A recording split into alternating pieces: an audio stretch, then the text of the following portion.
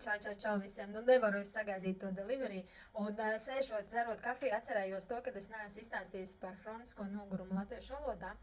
Teikšu tā, es atkal vienmēr varu ilgi runāt, bet tie, kas man prasīja, jūs jau labi zinat, kāds ir mans ceļš un ko es daru. Un mans ceļš ir veselības koncepcija. Un es gribētu ieteikt to iziet jebkuram cilvēkam, kam ir tiešām ļoti lielas veselības problēmas, ļoti daudz simptomu, aburtais loks visu laiku, kā kājums ritenī skrienam no viena gala uz otru, neredzam nekādus rezultātus.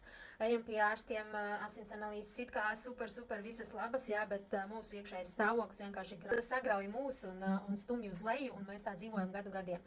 Es arī dzīvoju gadu gadiem kroniskā nogurumā.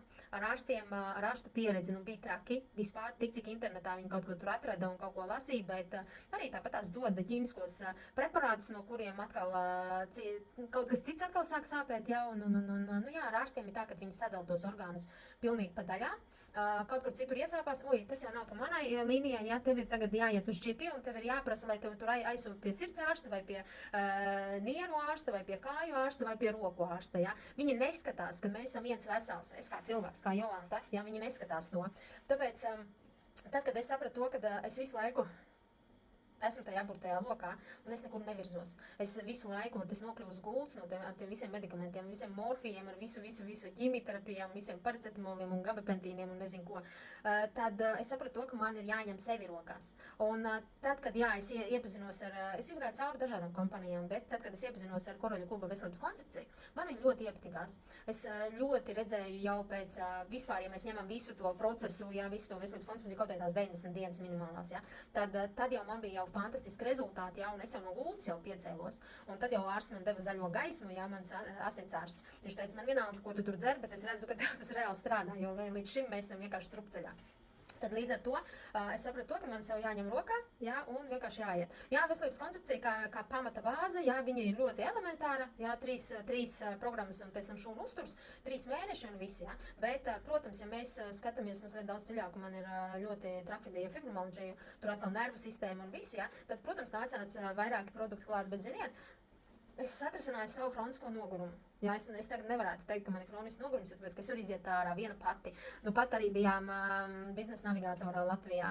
Tur bija ļoti skaļa mūzika, jā, man tur bija kaut kādi klupieni kritieni, kad uz skatuves vajadzēja kāpt, tad vajadzēja pēc tam iet uz numuriņu. Bet tas ir viss jau vairs ir sīkums. Tas ir viss sīkums. Bet reāli veselības koncepcija ieteiktu visiem. Un pēc tam 3 mēnešiem arī skatītos, vai jūs varbūt jums vispār atvērsies prāts un teiksiet, jūs gribat vēl vienreiz iziet, tagad visi vēl Es labāk 10 liekas uztura bagātinātāju kapsulas izdzeršu, nekā sevi novedīšu līdz tādam stāvoklim, līdz kuram es biju. Man tagad vairāk patīk dzīve, kad es varu arī tāpat tās rulēt sušikus, es varu daudz ko darīt, es varu iet ārā, es varu aizbraukt, es varu to.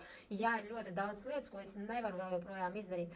Bet es saku, es ātrāk sevi uzstutējuši kājās, nekā vispār man kāds cits varētu palīdzēt.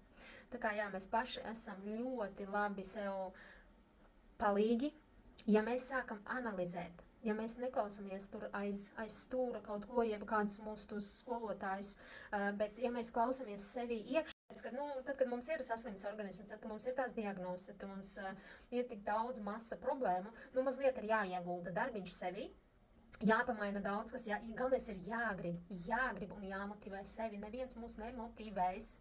Tā kā tā, mīļie, labi. Ja gadījumā kas, tad rakstiet, esmu te patās. Nu ko, gaidīšu tālāk savu pasūtījumu.